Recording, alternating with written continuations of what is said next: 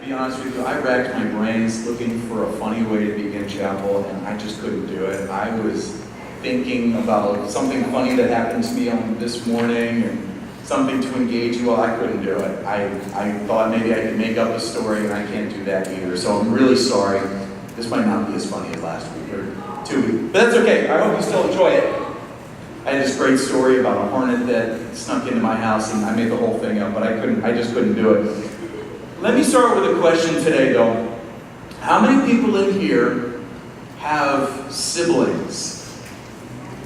All right, Logan, Hannah, Sydney, before you sit and sulk that you don't have any siblings, I want you to raise your hands too, because you know what? We are all brothers and sisters with each other, right? We certainly are. And that's a really painful reality sometimes, because I realized last night that if we're all brothers and sisters, that even Ethan Quick is my brother.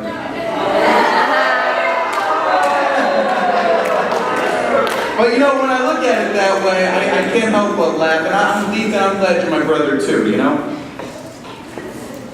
So if we're all brothers and sisters with each other, then that must mean that we all have the same Father, right? And He is a good Father, isn't He? Good.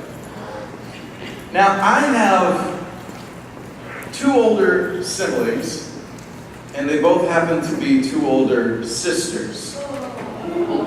I know, it's rough. And it still is sometimes. Their names are Sarah and Leah, and they're both great.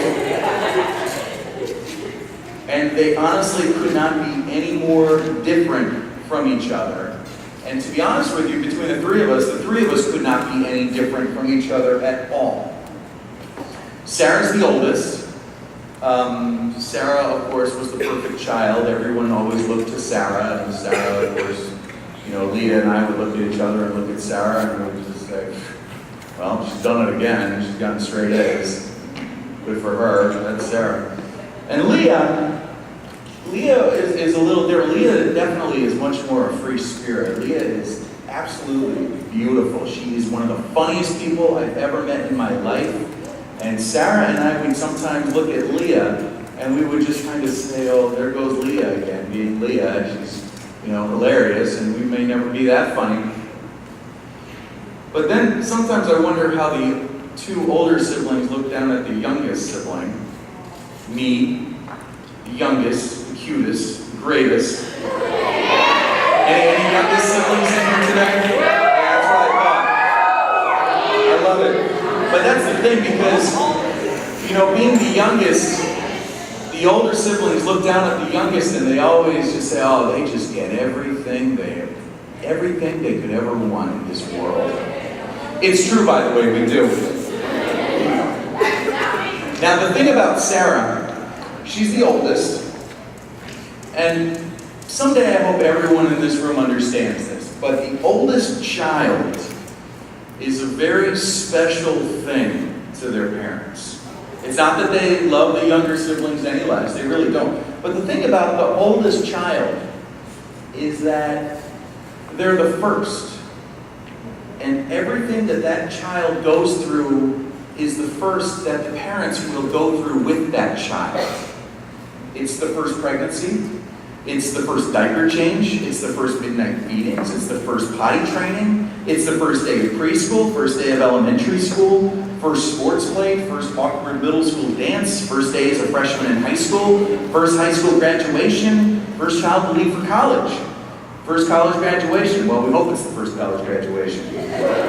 First engagement, first wedding, first grandchild born, and the list goes on. And maybe not all of these will apply, but a lot of them certainly will, believe me.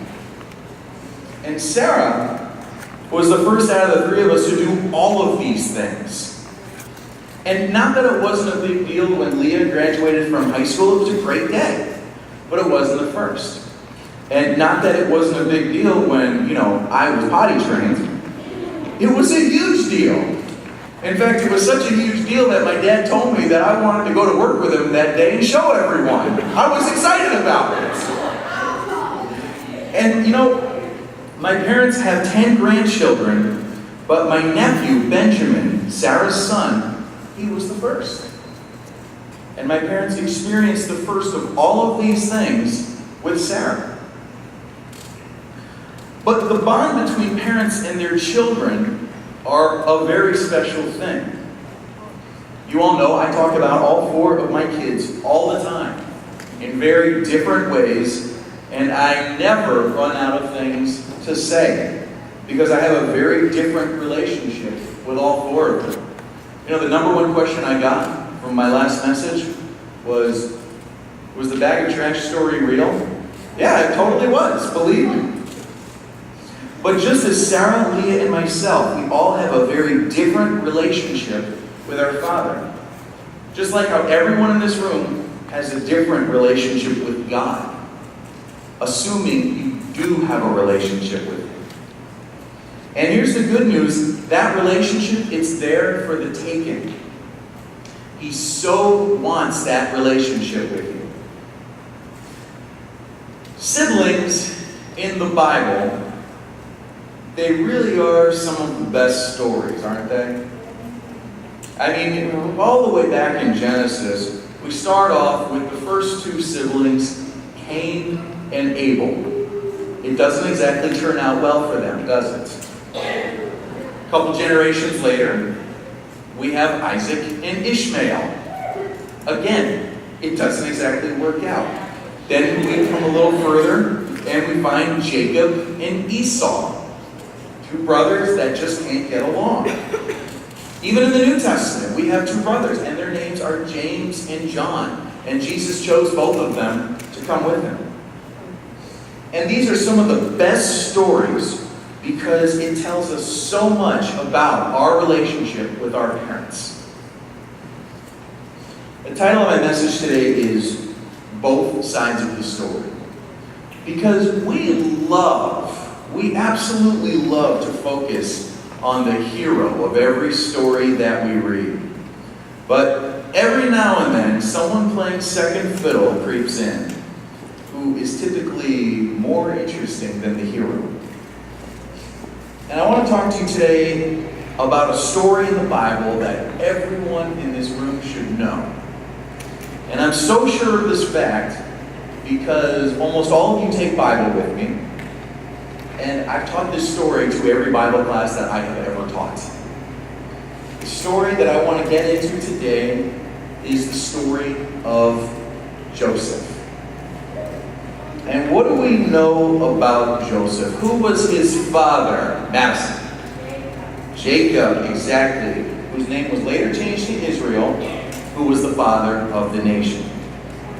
Ready for a trick question? I hope you are. How many siblings did Joseph have? Carson. He had 12 siblings. There were 13 children in all. 11 brothers and 1 sister.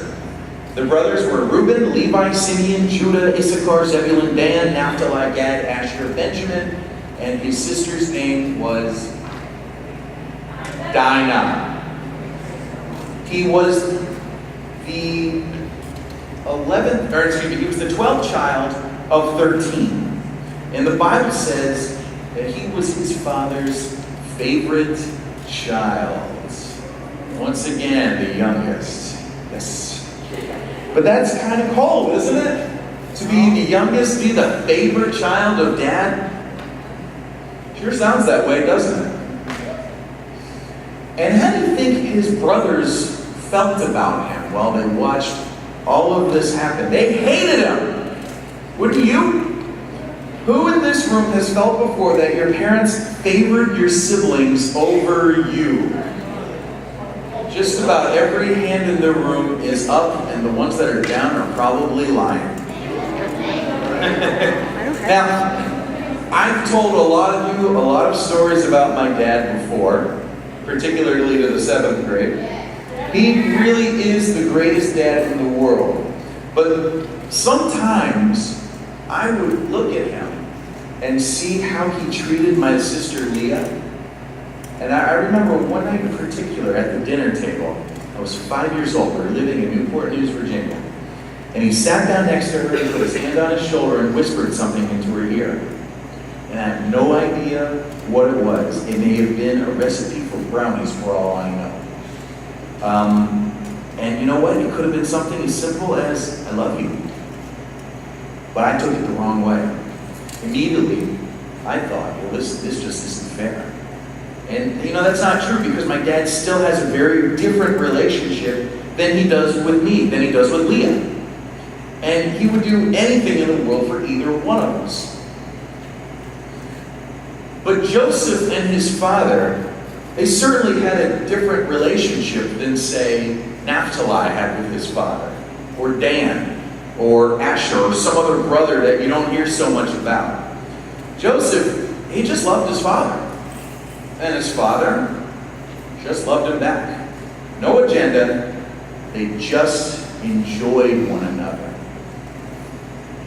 How often do you go out of your way just to enjoy your father? Just to say, Dad, let's hang out today.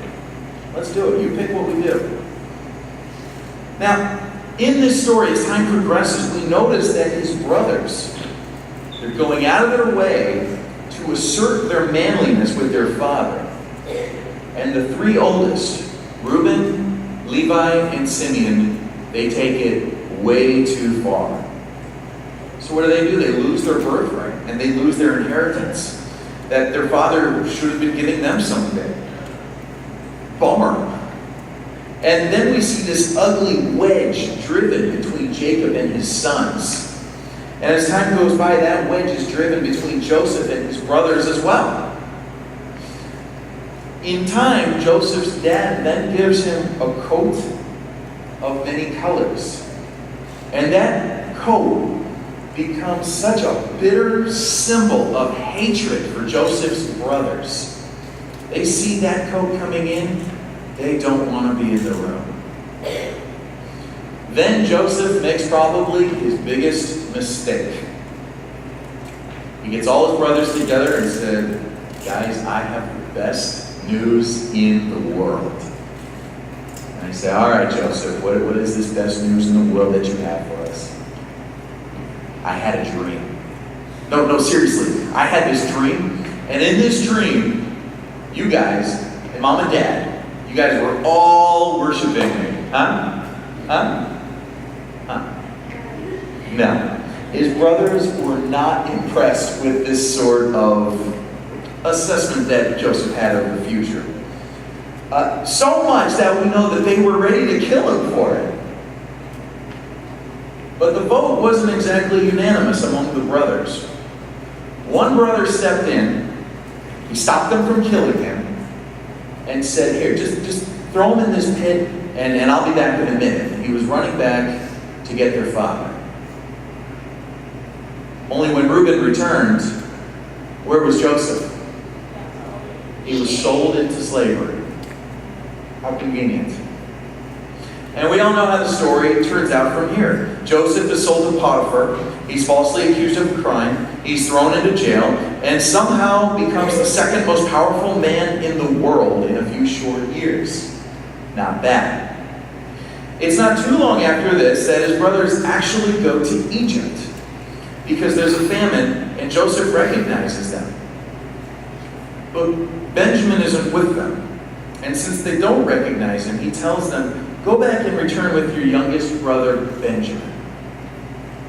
They leave Simeon behind to ensure that they can come back. And when they get home, Jacob hears of this brilliant plan that his sons have come up with. And he's not a big fan of it.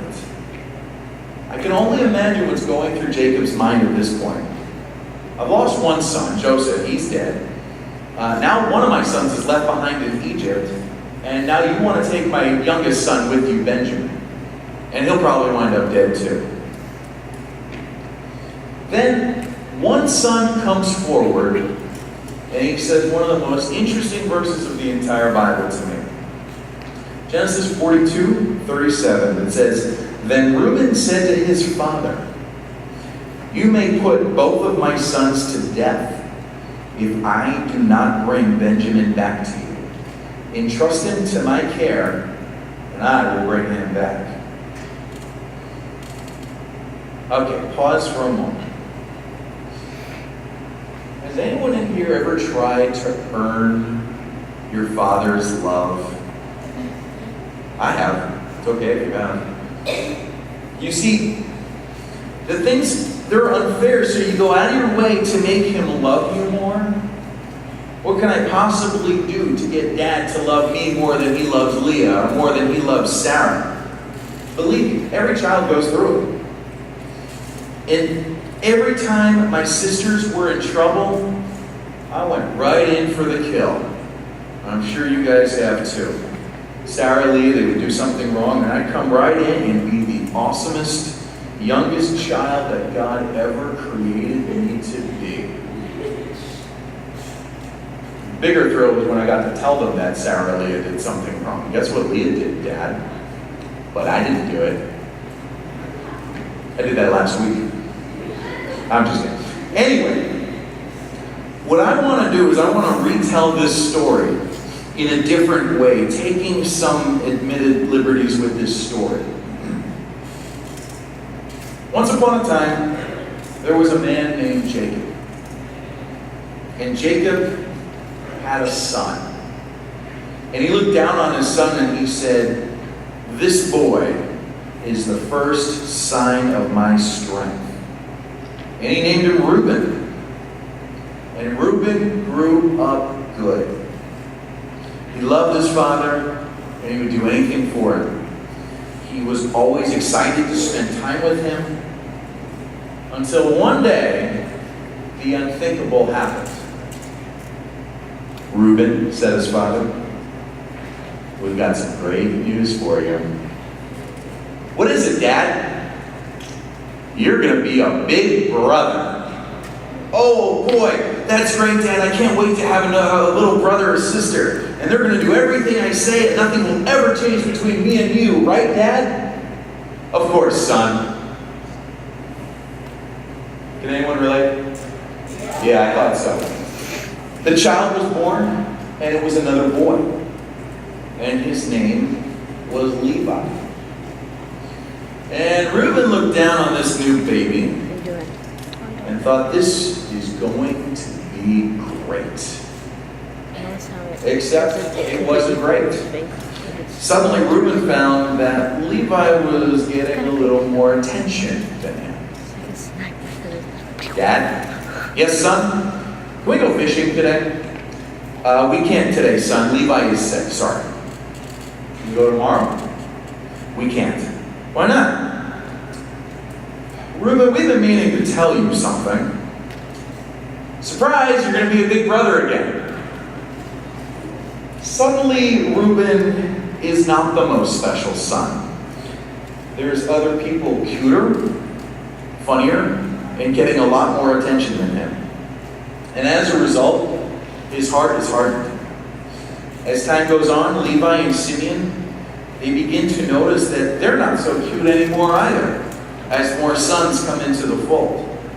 And bitterness really starts to set in.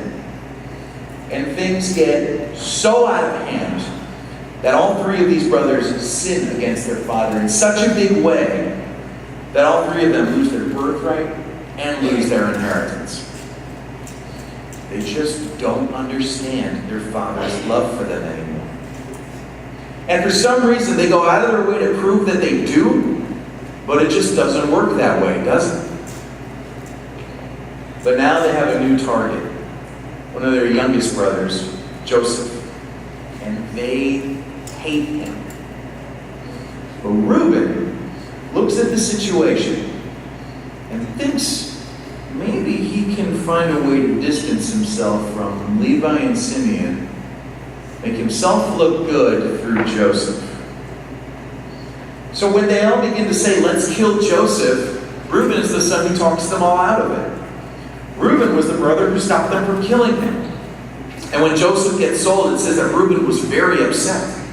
Instead of saving the day and helping his father's favorite son and earning his father's love back, he now has to take it up on the next several years, lying to his father and wondering if Joseph is even alive. Years later, he's sent to Egypt by his father and runs into a man, for some reason, knows things about him and knows he has a brother named Benjamin who must come back with him. When Reuben gets home, He has to somehow convince his father that this is right. And he thinks to himself, now Dad will love me the most because Joseph is gone and I'm going to offer to kill my own sons even if I don't return with Benjamin. But Reuben, you got it all wrong, man. This is not who your father is. He doesn't want your works. Your father wants your love. Deep, sweet, wonderful love that a child gives to their daddy. The two stories meet here, and we find out when Reuben returns with Benjamin that Joseph is the man that they met. And he's the second most powerful man in the world. And he wants to bring his entire family to Egypt to come live with him. Every niece, every nephew, every brother, dad, his wives, everyone. And Jacob is thrilled with this arrangement. And he comes to live with his boys happily ever after. But you know, at the end of his life, Jacob speaks a blessing over all 12 of his sons. And Joseph and Judah, I mean, they hog most of the blessing. But it's interesting what he says to Reuben. He says, Reuben, you are my firstborn, my might, and the first sign of my strength. Excelling in honor, excelling in power. But you're turbulent as the waters, and you will no longer excel. And why can't he excel? Because his father knows he can't handle it.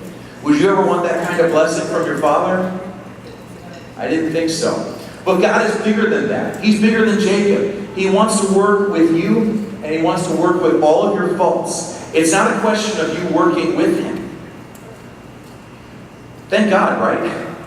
That's too big a job for anyone to handle.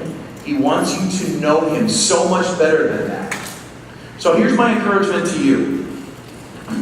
Press into God. Seek him out. And if you don't know what that looks like, well, let me tell you what it looks like. Turn off the TV, turn off the music, turn off your phone, turn off your video games, whatever you need to turn off, and seek. Get quiet. Turn off every distraction you have, and just pray. You need someone to pray with you? We're here. There's me, there's the faculty, there's Moms in Prayer. We are all here to do it. And you know what? You're never going to be perfect enough for him, so don't hold yourself to the standard that Reuben held himself to. You know, and I just want to end on this last thing. If you ever look down on yourself for something that you can't change, you're in really good company. If you look down on yourself because you might talk funny, well, guess what? Moses talked funny and God used him anyway. If you ever look down on yourself because you might be of another race, well, guess what? Ruth was of another race and God used her anyway. If you ever look down on yourself because you made some mistakes, well, guess what? Rahab made some mistakes and God used her anyway. If you ever look down on yourself because you think you're weak, well, guess what? David was weak and God used him anyway.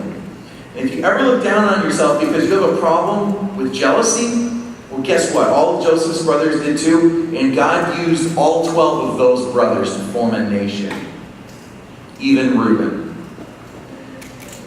And if you ever look down on yourself because you make right decisions, and people don't like that, well, guess what? Jesus made the right decisions too. People didn't like that, and God used him too. My dad and I, we have a great relationship, and it's very different from his relationship from Sarah and Leah. But all three relationships are special. Just like God's relationships with you are all going to be different, but are all guaranteed to be special. Please pray with us today. We really want you to. You have everything in the world to gain if you do. And if you want that relationship with the daddy that I'm talking about, the daddy, God, we are here to help you take that first step today. Let's pray.